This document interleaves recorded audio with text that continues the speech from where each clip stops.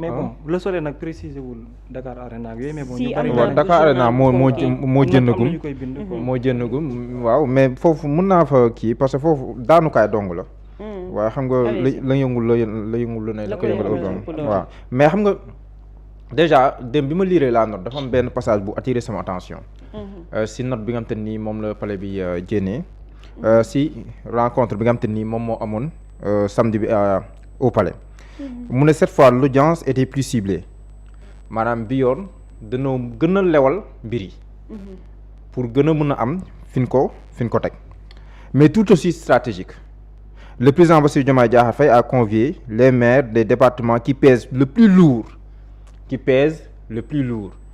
mooy président dalal na maire yi nga xam dañoo bàyyeekoo si ay département électoral rek voilà yi nga xam te ni ñoom ñoo ëpp ñi fay yeewoo di voter ba pare dans la balance électorale sénégalaise même les mots qui sont choisis da ngay gis ne dafay duggaale ci champ lexicalu force politique Mbour Mbacké Linguère des territoires historiquement considérés comme des bastions des anciens partis politiques venus massivement apporter leur soutien à la dynamique de transformation systémique portée par le chef de l'État xam nga man pour man sa Mbour dafay peser grenier électoral bon xam nga Mbour nag loolu sax dinaa si ñëwaat après parce que Mbour fa le président bàyyee ko maanaam ku mënul gagner sa zone rek mais du grenier électoral waaw mais ñoom waaw enjeu c'est vrai mais Mbour est-ce que Kër Massar ëpp ko mais booy xool xam nga ñoom liñ ko layalee ñu wax ne que dañoo jël département bii c'est plus ciblé que bee wax nañ 306 partis te boobu sax ñoom am na benn erreur bu monumentale bu ñu def par rapport ak bii dinaa si ñëwaat mais ñu ne benn dafa mel ni daal dafa moo gënoon a général daal mais bii c'est plus ciblé ñu wax si Mbour Mbacké Linguère Linguère bu nekkee ne bastion wu ancien parti les partis politiques traditionnels la woon Abdoulaye Kharka moom mooy maire Touba Mosquée mais Pastef récupéré na Linguère Pastef récupéré na ko non législative yi weesu Pastef moo gagné Linguère El Malick Ndiaye Pastef la nekkee député liste Pastef moom moo ko jiite woon donc El Malick Ndiaye xam nga lii rek El Malick Ndiaye weddi na ko bu nekkee ne bastion ancien loolu d'accord mais fu mu toll nii bastion Pastef la loolu El Malick Ndiaye liggéey à Linguère donc boobu dem na le maire de Linguère c'est Aly Ngouille Ndiaye El Malick Ndiaye laa bëggoon wax non le maire de Linguère c'est Aly Ngouille. waaw Aly Ngouille mais El Malick Ndiaye laa bëggoon wax il était présent non ci législative yi dafa El Malick def quoi. waaw bien sûr. waaw loolu laa wax est-ce que Aly Ngouille dafa dem rejoindre fële. non gisuma fotom de kon kan. non ay maire Linguère. xam nga Linguère c'est c'est ça ay maire yu dëkk Linguère. mais pas forcément le maire. y a un ministre boo xam ne daara la dëkk sax sama juumul. waaw am na si léegi. nee naa Linguère moom loolu El Malick Ndiaye teggi na ko. kon léegi bastion Pastef la ba liy génn si législative yi weesu. Mbacké foofu nag lay intéressant Mbacké le maire il était sur place. Galoba mais Mbacké dañuy delluwaat si résultats yi. résultats yi part bi 2022. non résultat parce que affaire yi nee naa histoire de géographie. résultats yi législative 2022 xam nga dañoo jógee local bira local 2022. dem législative 2024. Galoba gagné justement. ñu dem législative. Birana ça se voit que moo ma jàngal su may wax daf may dégg. waaw mais man tam fi nga jëm xam naa ko pare moo tax may la jarul ngay dem de boo demee day ñaaw rek. xam nga lii gars yi xamul Bira dafa bokk si ñu ma tàggat si métier bi en 2014. léegi boo demee day ñaaw rek. mais bu la Moussa di wax demal reportage nga ne du ma dem. non Bira bul fàttali yooyu yow yaa ma jàngal léegi 2022 dañoo jógee élection locale Galoba gagné. Galoba mii nekkoon si ndaje bi xam naa Aliou Ba sax dina gis photo mi ngi woon foofu moo soloon def naa veste bu beige. ñu def ko ministre. après ñu def ko ministre justement mu yor la fonction publique. ñu dem en 2022 quelques mois après en juillet 2022 doon def janvier 2022 local. juillet 2022 ñu dem élection législative. donc le maire de Mbacké bokk woon Yewwi Askan Wi bokk woon Takku Wallu n'est-ce pas. la majeure partie des maires du département de Mbacké bokkuñu woon Takku Wallu bokkuñu woon Yewwi Askan Wi ay maires Benno Bokk Yaakaar la ñu woon n'est-ce pas. résultat yi lii la Takku Wallu am Takku Wallu amoon nekkoon en intercoalition avec Yewwi Askan Wi. le triple Yewwi Askan Wi la maanaam Yewwi Askan Takku Wallu waaw mais loolu Pastef daf si bokkoon ñu obtenir 109000 voix 109000 voix Benno Bokk Yaakaar am 36000 voix en 2022. déjà en 2022 bi Pastef Takku Wallu ak Yewwi Askan Wi di gagner les 5 députés du département de Mbacké. daanaka amoon benn maire si luy limu bu am doole bu àndoon ak ñoom te pourtant gagné nañ département bi si ba pare si score bu assez révélateur. 109 000 voix contre 36 000 voix le triple daanaka. donc loolu dafay màbbal lii ñu jàpp ne am nga ay maire am nga électorat déedéet automaticité bi nekkul noonu il faut nga travailler donc Gallo Ba bi mu nekkoon c'est vrai que nag Gallo Ba mën na maa tontu ne ma pourtant en 2024 si législative yi j'ai soutenu le Pastef peut-être xam naa su may yow soutenir boo xam dañ laa duma war la kay nga doog a ñëw soutenir mais Mame Boye Diao bi mu soutenir Pastef xamoon na ni yow dañ laa gagné présidentiel alors que tu étais candidat tu étais maire et candidat. Aly Ngouille Ndiaye il était maire et candidat. moo tax Aly Ngouille Ndiaye bi mu gisee mbir yi di ñëw. waaw Aly Ngouille Ndiaye il a fait preuve d'intelligence politique à Linguère. mais bi mu gisee mbir yi di ñëw Mame Boye Diao loolu la def. voilà mu leeree ni man maay maire ba pare candidat. lu ma amul en tant que candidat. oui dootuma ko am. Aly Ngouille Ndiaye moom il a été intelligent bi mu gisee mbir mi di ñëw. xam nga gars yi nag ay. gars yi dañoo xam politique xam ne fi mbir yu jëm. ñu ne gàcce bu gàtt moo gën bu gudd. ah oui comme lii waa ji waxoon Sané ne ko mbay mi da nga koo dugal si business bi te moom barigo si mbàttal la ñaanal ko comme ñaan moom balu kono la mu ne ko balu konog leen ama siyam barigo si mbàttal maanaam gars yi bu ñu gisee mbir dafa taxawaay barigo si mbàttal dañ siy teg loxo ngir ëllëg mu doon seen sac comme ni ko waa ji waxee woon donc pour dire que boo xoolee élection législative yi 2022 yi Gallo Ba mii nekkoon maire quelques mois après mu ñàkkee ni de manière cuisante son département ak tout le Benno Bokk Yaakaar wala toute la coalition Benno Bokk Yaakaar avec mais da ngay xam ne que kon boo jàngatee si lii am naa maire rek doyul. le maire de Touba Mosquée par exception. non maire de Touba Mosquée xam nga day am bulletin blanc. moom laay wax ma ne par exception. day am bulletin blanc ak bulletin Benno Bokk Yaakaar. da ngay gis ne que bulletin blanc bi. waaw moom mooy raw bulletin wu Benno Bokk Yaakaar bi. xam nga foofu am na différence. par kon moom exception lay voilà te xam nga bulletin blanc loolu lay tekki. loolu tax moo tax bi ñuy def kiiwu Pastef bi. man na leen congrès Pastef bu ma gisoon 5 bulletins blancs wala 10 bulletins blancs. mais moom Abdou Lahad Ka 2022 ba muy faluwaat. oui bulletin contre yi moo ëppoon. bulletin blanc yee ëppoon. non contre bulletin blanc mooy le bulletin du xalif. non bulletin non damay bañ a. ñaari bulletin la woon ñaari liste bulletin la. bulletin xam nga benn candidat lay am daanaka. benn candidat la voilà boobu mooy mbubboo parce que damay bañ a wax liste xalif yi quoi parce que loolu c'est petit moo tax ma ne benn liste Benno Bokk Yaakaar. lay mbubboo ak le bulletin blanc. comprendre nga bulletin blanc bi gagné ko. waaw bulletin blanc bay gagné waaw. ça veut dire que amul crédibilité. ah loolu la joxe de élection yu wees yëpp bulletin blanc moom moo gagné mais léegi loolu c'est assez révélateur pour wax ne que mbir yi. amul légitimité daal ma naan crédibilité légitimité léegi nag beneen aussi man ma jàpp ne muy erreur xam nga bee passé ñoom dañoo yor am nañ 306 maires.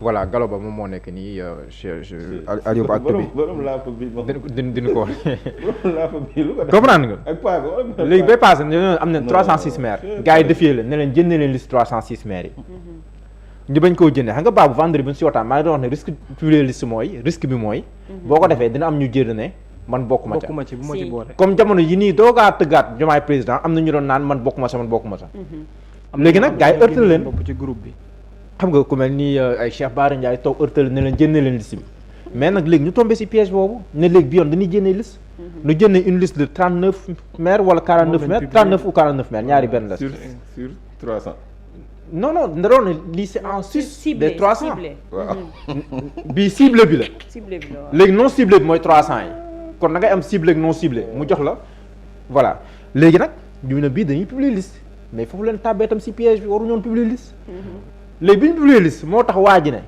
publier communiqué ne man daw ma ca ba pare soo communiqué man li ma gis xoolal communiqué bi li mu si wax xam nga waa ji weddiwul rek yem ca. le maire de Bakel waaw le maire de Bakel man communiqué bi ma liste li mu si wax mu ne ce n'est pas par la manipulation il a utilisé des termes mu ne les rumeurs totalement infondées circulent ces derniers jours affirmant que j'aurais rejoint la coalition Diomaye président bon soxla la coalition le président Bassirou Diomaye Faye la wax à ma qualité de maire de Bakel j'apporte un démenti catégorique à ces fausses informations je rassure mes militants ak yooyu loolu c'est kii dans l'APR waaw kay kon loolu baaxoon na de waaw je rassure mes militants et les populations de Bakel que je reste profondément ancré ba pare mooy yu utiliser dafa am solo profondément ancré rek déjà mun nga jàpp ne kii mais profondément ancré mooy maa ngi sa biir fan laa yemoon c'est profondément ancré et fidèle à l'Alliance pour la République mes convictions et ma ligne politique demeurent inchangées donc un problème de méthode foofu nag lay ñëwee di expliquer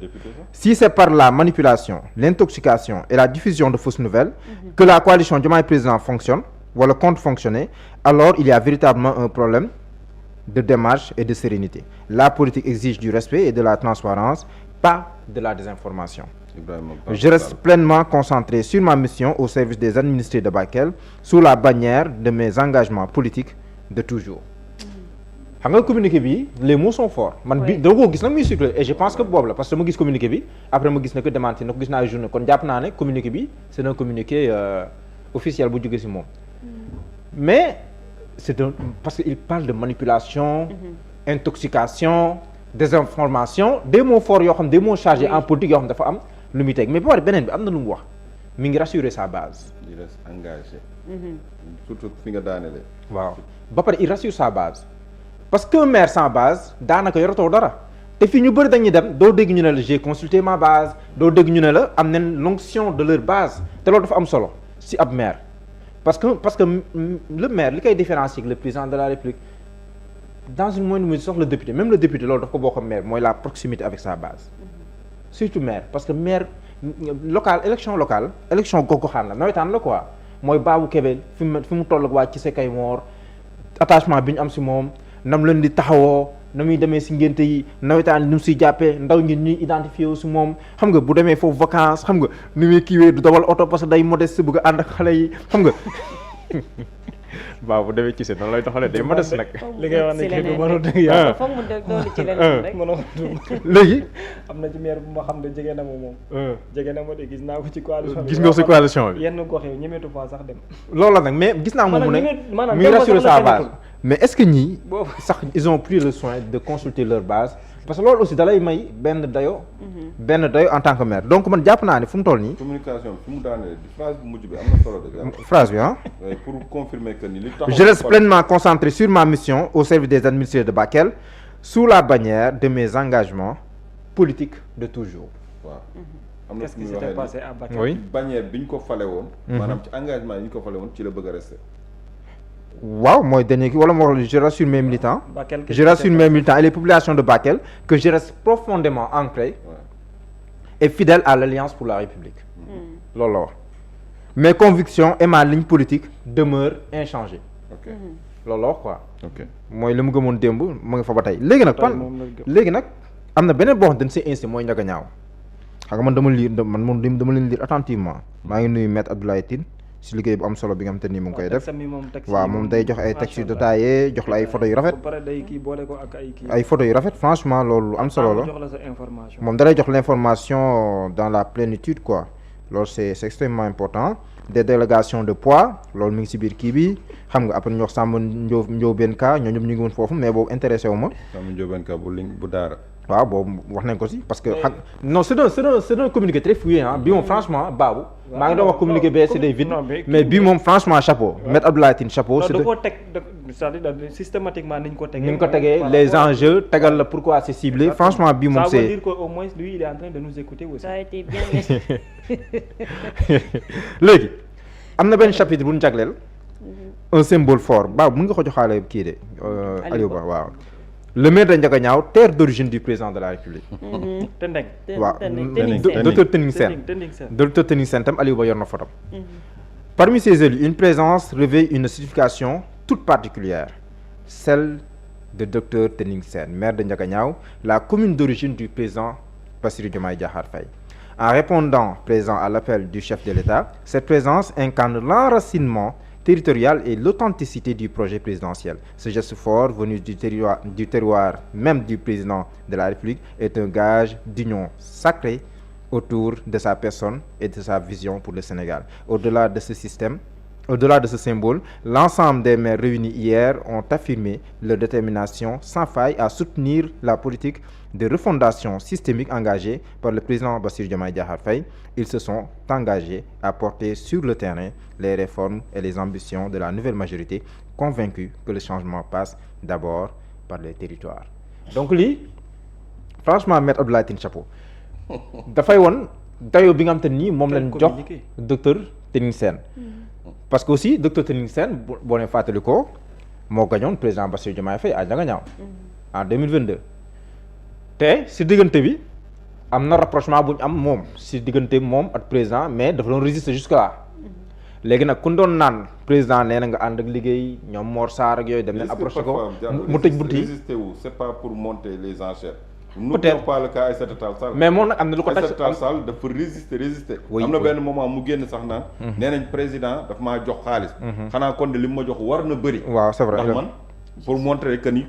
lu koy jënd lu cher lay doon. xam nga loolu ñun ñoo dul comprendre. mais moom miy marchander wala moom miy waxtaan xam na lu tax mu bëgg a yéegal niveau yi. pour même buy daanu sax. wala même buñ koy enterrer. du ci jëlee loxoy nen. waaw ba pare si diggante moom jafe-jafe yoon dab na ko. non dañ ko je ne fais pas le lien. Ouais. mais dab na ko. mais est-ce que jafe-jafe bi c'est avéré. non dab na ko convoqué nañ ko daal. non dab na ko dab na ko. mais est-ce que elle est mêlée. non mais dab na ko moo tax ma ne dab na ko wàllu jafe-jafe yoon dab na ko def ma nag le lien. mais dab na ah dafa déggu. mais dem nga lien ba pare. non damay yokk rek. jafe-jafe bi kay laay wax est-ce que réellement. non dab na ko parce que convoqué nañ le PJF. ça ne signifie pas que yaa ngi. non damay bañ a juum rek est-ce que bracelet électronique amu si woon wala liberté provisoire wala quelque chose comme ça mais damay bañ a juum daal xam nga damay bëgg a def loo amu si dalil bracelet électronique. mais daal dab na ko am na lu ko dab dañ koy peut-être dañ lay inculper. waaw peut-être mais daal dab na ko daal moo tax ma ne dab na ko xam nga dab moom c'est un mot wolof qui comporte beaucoup de choses en tout cas dab na ko léegi mais man na information yi ma am démb moom bi mu fa demee samedi bi elle n'a pas parlé politique. développement territoire. waaw mais communiqué bi kay. xanaa kay nag kon. waaw mais loolu la nag mais moom dans sa communication elle a parlé des problèmes da nga Ndiaga Ndiaw mais ñoom gëm naa te man sax gëm naa fu mu toll nii moom président moo ko war a renseigner sax si Ndiaga Ndiaw plutôt que moom mi renseigner président si Ndiaga Ndiaw parce que man gëm naa ne président moom bu amee bokk mooy lu gën a bàyyi xel Sénégal mooy. Ndiaga Ndiaw pour lu mu mais dama gëm ne man sama conviction propre mooy day dem loolu laa jàpp. parce que ku doon naan doo dem parce que convocation bi. bon du convocation invitation mi ngi jóge si kan seen ngay jóg. yow booy dem seeti le président de la République jógewul si le ministre chargé des collectivités territoriales mu jóge si docteur Serigne Gueye Diop xam nga ne loolu casquette politique la ne ma waxante rek te Serigne Gueye Diop moo yor la massification au sein de Diomaye président. kon kooku bu la woowee ne la vous êtes invité au palais jour nangam votre présence est importante point loolu nag xam nga ne politiquement loolu la fa woowee wax dëgg yàlla parce que canal ba mu jaar c'est un canal politique. ba pare boo demee boo xoolee jotaay bi soxna Aminata Touré mi ngi fa woon ñeneen ñi ngi fa woon Hannibal Djim mi ngi fa woon Bira bu Pastef.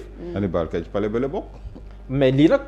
ça n'a rien à voir avec le palais parce c'est politique Hannibal même bu nekkee c'est des hauts palais. fësal na boppam. waaw même bu nekkee c'est des hauts palais mais lii c'est politique. loolu tam beneen problème la quoi maanaam le palais qui doo mën a dissocier le politique mais bii nag mën nga ko dissocier nag bii nag mën nga ko dissocier moom. c'est-à-dire le fait que mu mais le fait que le lieu mais ça pose quand même bon mais loolu sax ay kii la léegi nag. mais man dama gëm ne. tôt ou tard parce que président man schéma yi Ndiaga Ndiaw li ko gën a arrangé mooy ànd ak technicien.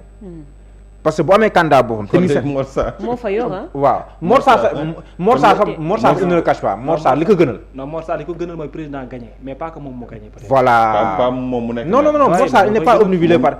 Mor Sarr li mu bëgg mooy. mën na bàyyi pour que président gagné fa maanaam bu naree ànd ak docteur technicien ñoom ñëpp ñu bootu si ginnaaw docteur technicien gagné. bu docteur technicien d'accord ànd ak ñoom moo leen gënal. parce que pour ñoom l'essentiel c'est que président que. le candidat du président wala la candidate du président. parce que docteur technicien moom elle est candidate moom. te soit da ngay ànd ak moom wala nga bañ a ànd ak moom kon docteur technicien bu nekkee moom mooy nekk candidatu président Diomaye Faye foofu la président Diomaye ëppee chance. léegi nag reste à voir kam mooy doon le candidat de Pastef à Ndiaga Ndiaw. est-ce que mu dikk kenn mais foofu la bataille c'est la rude très rude. mais est-ce que Pastef am na un profil bu ci à Ndiaga Ndiaw. bon loolu peut-être politique. gisuma fa daal man dégguma fa un kii kuy ñëngu si turu Pastef koo xam ne nii mais lii mooy schéma bi gën a optimiste pour le président à Ndiaga Ndiaw. te gëm naa ne le communiqué boo ko jëndee daf c'est un communiqué politique gars yi dinañ ko rëndee seen maafe ni ko Thierno Diop di waxee te rëndee nañ ko seen maafe ba pare dinañ ko rëndee seen maafe mooy maanaam dinañ ko utiliser pour kii te loolu aussi dafay am solo pour le président parce que c'est hors de question que ñu dem sa yeneen élection xaw ma ndax dinañ dem sax élection locale ou pas mais que nañu see dem le président perd son fief loolu moom jamono jii nii surtout li ko gars yi di wax yow mënoo woon gagner Ndiaga Ndiaw le président du parti Pastef génn wax ko loolu donc c'est un défi personnel pour moom surtout politiquement aussi donc loo fi naa ne loolu dina si jàpp léegi de toute façon on peut pas refaire l'histoire ba ngay perte Ndiaga Ndiaw say morom dañoo gagner ay villes yu mag ay gox yu mag côté électoral. mais bii moo gën a symbolique pour man. voilà mais maintenant il est président de la il est président de la République. et dafa taxawal itam parti bu bees. parti bu bees bii pour man moo gën a. avec la force politique bi nga xam ne ñu ngi koy woote. justement ak les maires qui ont rejoint. parce que en 2022 quand même docteur Tony Sène da koo rawee woon si lu bari. maanaam da koo njëkk a jóg. rawee ko si lu bari gënoon ko jege askan wi. parce que président Diomaye aussi c'est un homme politique boo xam ne il est plus administratif qu'un homme de terrain politiquement loolu tam c'est le profil Bassirou Diomaye Faye ah. moom il est plus administratif. ni nga ko daan gis ci terrain bi est-ce que bari waaw moom il est plus administratif que sur le terrain.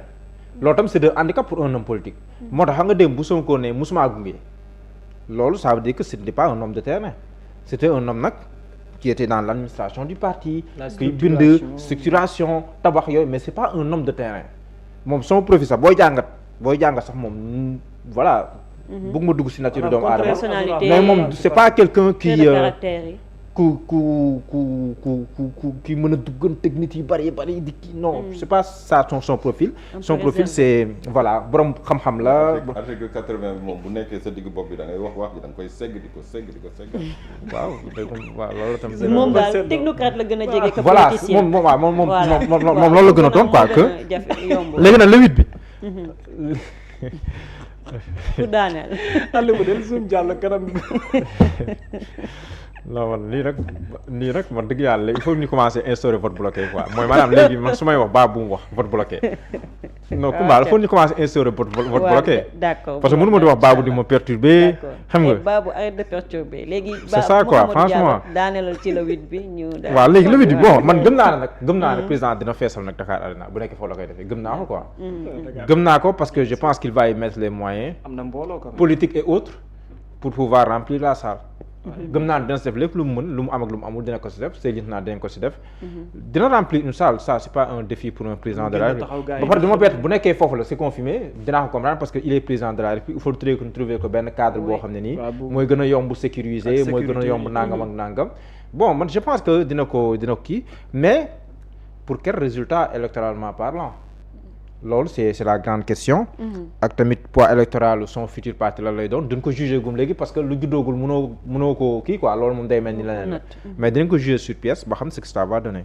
d'accord jërëjëf Mouhamadou Diallo Babacar ban jàngat nga am ci li nga xam ne président mi ngi koy waajal le 8 incha allah. waaw non du nekk loo xam ne peut-être man lu ma bett la parce que depuis certains moments aussi ni ay nitam di waxee ay ñoñam aussi il fallait comprendre que tôt ou tard dina mettre en place loo xam ne. cëggal guyam lay doon. loo xam ne également aussi ci moment bi muy am doole ci la ko mën a def boo dégg ma naan doole nag c'est dans plusieurs aspects parce que actuellement il est le président de la République il a les moyens de réunir des personnes parce que président de la République lu mu doon réussir au niveau de Pastef ba mu yoragul dara tey aujourd'hui mën na réussir le contraire parce qu'il est le président de la République ndax ñenn ñi nga xam ne ñoo ko topp tey te gëmuñu ko woon bi muy nekk candidat Pastef parce que boobu gagnéegul noonu ñenn ci ay nit également ñoo dem tey di wane ne dañ koo gëm. am na ñoo xamante ne jàpp nañu sax il n'avait même pas la capacité d'être un président de la République aujourd'hui il est le président de la République tey ñu ngi ne dañuy dem pour dugg ci biir parti politique am donc parce qu'il a les moyens loolu moo tax ñun dem gëm ko mais léegi nag il lui faut quelque chose boo xam ne dafay sécuriser boppam pour man la coalition sax déjà président de la République politiquement ku am stratégie la ku xam politique la xam na ne même dans la coalition il n'est pas en sécurité politiquement donc qu'est-ce qu'il faut faire mooy il faut mu créer appareil boppam boo xamante ni li muy génnee comme ay moyens di ko defee politique wala li nga xamante moom lay investir ci force am ak léppam pour def politique mu am loo xam ne ci gël booyam bopp lay ne loolu la pour nga def ko mooy parti politique bi ko mën a permettre tey mu sécuriser sa personne mais sécuriser également les sacrifices yi muy mener dans le sens politique pour am ñoo xamante ni moom dafa leen di mën a copter léegi nag falaa ngay gën a mën a xamee mooy parti politique bu juddoo palais lan mooy nekk durée de vie am lan mooy nekk objectif am loolu mooy question bi ngay posé wu parce que tout parti politique bi am bu nekk bu ne wala ci li ñu tàmmoo daan gis mooy dafay am looy jaay nit ñi ci parti politique ba nit ñi adhéré ko mais parti politique bii ni mu fas yéene jaayoo dafay différent ak yeneen yi moom li muy jaay fu mu toll nii bariwul doo ay question peut-être ci personne bi ay idéologie wala principe wala beneen la mun nga ko pousse à côté léegi nag parti la boo xamante nii daanaka décret bi dafa am lu mu ciy joué moyens financiers dafa am lu mu ciy joué doye bi muy am ak tolluwaay bi muy am boo ko jëlee daanaka mën nga wax ne su ma sobuloon dëgg dama naan 80% ñaar yooyu ñoo koy joué c'est-à-dire moyen. waaw mais bien sûr décret moyen financier ak décret bi moo koy joxe leneen li ci des moom loolu yeneen question la yooyu nekk di posé wu mais décret bi ak moyen financier yi daanaka moom mooy yore parti bi moo koy jox également aussi li mën a am parce que la coalition ñenn ñi fa ñëw rejoindre ko te nga gis démb ak barki démb ni ñu meloon ci moom da ngay xam ne kii moyen moom moo tax peut-être ñenn ñi ñëw rejoindre ko alors beneen bi ñu ci teg nag peut-être je l'ai dit tant man waxoon naa ko léegi nii nee naa leen président de la république li mu nekkee pale nii wax dëgg fa yàlla wax dëgg yàlla Sénégal itam war nañ ci wax quoi non war nañ ci wax quoi en fait tamit xam nga soo ko waxee dañuy yaakaar ni leneen la mais am na loo xamante ni il faut qu'on en parle quand même on peut pas se permettre la situation du pays mais au palais présidentiel non mais c'est quotidien quoi en fait au quotidien tey maire yi la suba DG yi la ginnaaw suba ñii la ginnaaw suba ñële la mais ban temps ngay am pour mën a def politique et puis yow am nga sa siège mu ngi ne la nit ñi mën nañ fa dajee kenn du am ak yow benn problème siège baa ngi nee ci kaw beneen bi. et loolu siège parti bi siège coalition. non mais siège coalition Diomaye président lañ ko kii pour utiliser ko en fait parce que li tax may wax loolu mooy lii bu fekkoon imaginez bu fekkoon Ousmane Sonko moo doon def lii mais réew mi kenn du dégg même la société civile ak ñenn ñëpp dañ naan non mais arrêtez il faut kenn xamul lan la quoi en fait jël palais présidentiel chaque jour que jëfee nangam toog wax dëgg yàlla am na yoo xamante ni en fait à la limite il faut ñu xoolaat parce que palais présidentiel man dama yàgg gëm waaye parce que man dama yàgg gëm ne palais présidentiel warul nekk lieu boo xamante ni non mais soo waxee ñëwee la wuy foofu mooy këram foofu la mën a dalal ay nit mais avec Macky Sall on a dit ici il faut pas que ñu jël palais voilà ñun on l'a dénoncé avec Wade Macky et tout waaw te Macky du ko daan defee nii mais tamit président de la République tamit il faut que au moins benn instant na nga ne waa mais xam nga bing quoi en fait. gis ko sax dafa yombul woon. waaw mais jël palais présidentiel sa waay chaque jour ibbi nit ñi ku nekk ñëw dugg palais ngeen bëgg ko def benn kii boo xam ne loolu c'est à revoir léegi beneen bi ci des nag mooy ci wàllum politique xam nga saa mi ñu toll nii président de la République man pour man fu mu toll nii jalon yi la nekk di posé fii la ñuy décider de notre destinée quoi. non mais sérieusement en fait non moom laa lay wax quoi en fait di ci waxtaanee lu war a. non xam mais bon moom laa lay wax na la ne y a des choses yoo xam ne dañ ko war a yóbbu ci revue quoi en fait parce que tey bu fekkoon Ousmane Sonko la wala keneen la di nga dégg gars yi di organiser fii ay manifestation wala ay yeneen ak yeneen oui mais bien sûr di nga dégg ñoom aussi ñoom ñu koy dénoncer parce que yàgg nañ ko dénoncer sous l'ère président Macky Sall y a des gens yoo xam ne société civile lañ bokk dañ ko yàgg dénoncer ci président Macky Sall ci yenn warul mën a am surtout jour bu mu recevoir jibi xaw ma mais yeneen ak yeneen sama parti laa jéem a defar taxam ne ñii donc tey parti politique bi muy taxawal ji pour man mooy daanaka mooy li ma la wax pour cadrer la mais benn instant aussi dafay nekk ci moom benn instant boo xam ne mooy pour la première fois peut-être le président de la République dina dem ci doyen ndaje politique boo xam ne ay mbooloo lay dajale yu bokkul donc enjeu bi dafay am solo mais li nga fay gën a xaare ji peut-être pour man mooy continuer discours bi mooy gën a amee ci xam nga en termes de mobilisation on est sûr et certain que ni il va réussir la mobilisation parce qu'il est le président de la République parce que président de la République moom mobiliser say ministre mobiliser la wala ñenn ci sa ay nit mobiliser la du problème parce que fii quand les moyens sont là même si tu n'es pas fort côté électoral les gens mën nañ mobiliser ñëw teew li nekkoon ci stade bu Mbour ba xajul ci mën na dugg ci biir stade Arena bi loolu du problème donc mobilisation moom dalay leer ne mën na ko réussir li am solo kay peut-être mooy continuer discours ba te déjà Ousmane Sonko gis nga li mu def nii dafa mel ni lu mu tay la daf ko kobas nii pour bëgg waa ji fekke ji ko ci géew politique bi def ko quotidien nag bu yàggee nag dafay dem benn instant dafa naan waa ji mu ngi nii talul dara loo xam ne dul parce que déjà lancé na hostilité yi donc pour man téléphone la boo xam ne téléphoné na ko su ci Diomaye daanoo nag ci péage ci président Diomaye daanoo ci piège boobu noonu peut-être mën na samp parti politique bi mën na bari ñoo xam ne dañ naan ko ci non ils vont adhérer mais à la limite aussi mën na ko yàqal lu bare te comme li ay nitam wax la comme dafa ne ci nguur léegi amul benn appareil bu ko mën a jàppale mais baax na mu samp appareil politique am et pour man aussi c'est bien te pare dina dem tam ba yóbbuwaat leen ci li ma la doon wax barki démb dinañ dem ci arène politique boo xam ne ñaari jëmm daanaka ñooy jiitu ñeneen ñëpp topp ci Ousmane Sonko président Bassirou Diomaye Diakhar Faye la. l'opposition dans tout ça. non mais dans tout ça da ngay nekk dans l'obligation de doon ay suivre. comment abréger la souffrance de cette opposition. non abréger la souffrance comment abréger l'hémorragie au sein des partis traditionnels. non mais ils n'ont pas ñoom actuellement nii li ñu nekk di dox nii ñoom seen yoon nekku ci mais li président Bassirou Diomaye di def nii te ñoom waxuñ diggoo kenn mu wax ci ça veut dire que ñoom seen benn problème kay kenn la ñoom il n'a un problème qu'avec Ousmane Sonko. où est Pape Djibril Fall. où est Barthélémy Diaz. non mais ñun ñu ngi ci seen parti politique yi ñoo ñu ngi nekk di def massification waaw ñu ngi nekk di def massification et tout xam nga ñoom ñu ngi koy def seen yëfu bopp la mais dama ne lii nekk di xew pale nii laa la wax fii yàgg nañ fi nekk ñun ñëpp di ko dénoncer et tout mais quotidiennement mu ngi nekk di am ñi ko ñenn ñi kenn jëlu ko def ko benn engouement bi ça veut dire que ñoom seen problème ce n'est pas le président de la République. moom bu dee Sonko moo def. waaw bu dee bu doon nekkoon moo ko def mën na moom laa lay wax ne la boo ko jàppee côté boobu da ngay am problème waaw voilà nekk un problème et là li nekk di xew mais bon da lay leer Dakar Arena président créé benn parti politique am et tout loolu moom lu ne xam lu nekk mais ay nitam nag dee nañ wax nañ dëgg fu mu toll ni président soxla na ñoo xam ne politiquement dañ koy yenul combat bi politiquement am na ñuy doxale te loolu pour mu mën a am il faut qu'il y ait un parti politique bien structuré ñu naan ko soxna Mame Awa Ndoye yaa jiite les cadres peut-être ñu naan ko ay kii Mbodj yaa jiite les voilà. ku ne Fatou Mbodj moom Fatou tontu na sax Mbodj yaa jiite moom gaa yi ngi tontu léegi de. voilà Fatou Mbodj gis nga ko dem mais démb damaa gis Cheikh Bara Ndiaye ci ndaje moom fu mu toll nii fu mu dem ginnaaw gi dina ñàkk. tëb bi. day tëb ak waaxu rek léegi nag Cheikh Bara Ndiaye parti président Diomaye bi kan nga koy war a mën a jox. mais gars yi sant di commencé mais nag xam nga lu ci gën a am solo. pour que parti président bi muy war a indi nii. boobu tamit les alliés tamit dañuy def mobilisation. moom day kii rek moom day ñàkk rek. parti politique bi muy créé tam El Malick Ndiaye. waaw non Birame Souleye Birame Souleye ñoom démb ñoom ñëpp ñu ngi fa woon ñi dem ñi ci samedi fa la ñu fanaan ci parti politique président de la République da lay leer na mobilisation bi lu ci ëpp alliés yi ñoo koy yore bii moom alliés yi ñoo koy yore ay Serigne Gueye Diop day mobiliser docteur Abdourahmane Diouf dafay mobiliser soxna Aminata Touré dafay mobiliser sama copain Lass Badiane dafay mobiliser ay ñoom aw ak maire yi rejoindre maire yi rejoindre Djibril Bey également aussi dafay waaw grand Djibril Bey ñu ngi koy nuyu bu baax a baax Lamine de Samba Tall ñun tam dañuy mobiliser donc ñoo ñëpp bu ñuy mobiliser après Dakar Arena peut-être loolu du nekk problème ci 306 maires ku ci nekk buy ñëw indaale ñaari car peut-être que loolu moom mobilisation moom du nekk problème mais boo plier liste bii nii la moo tax plier woon liste 306 maires yi donc loolu erreur de communication loolu parce que boo plier bi plier bee léegi les gens vont remettre en question les 300 000 maires donc il fallait publier lépp wala nga bañ a publier lépp quoi. Wade avait les maires. non maire moom man dama du balance bu Wade avait les chefs de village. ba leen di wutal statut. chef de village. moo leen ko joxoon les délégués de quartier. les maires les présidents de conseils régionaux départemental. yooyu yëpp nga dajale ko. terewul. Macky Sall avait 1 million de. xoolal ba pare def 12 ans. te levier yëpp.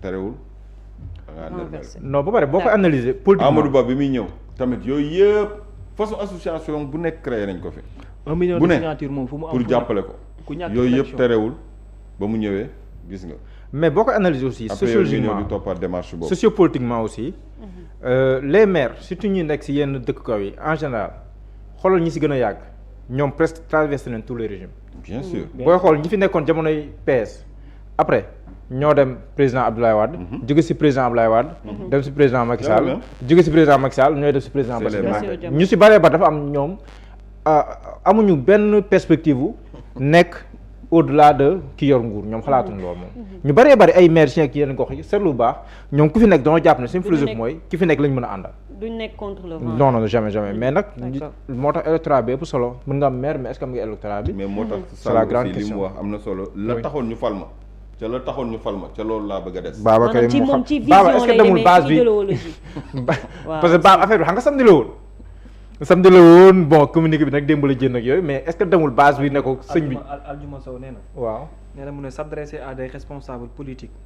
jaw jógee micro bi tuuti sinon kenn la dégg. rejoindre le camp démocratique nee na le camp démocratique patriotique républicain c'est pécher dans le désert.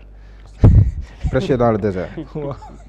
mu ni nee na mu ne s'adresser à des responsables politiques dont l'écrasante majorité a rejoint le camp démocratique patriotique et républicain c'est péché dans le désert. maanaam Ousmane Sonko dimb fa mu newoon ñoom doon waxal quoi daal daanaka.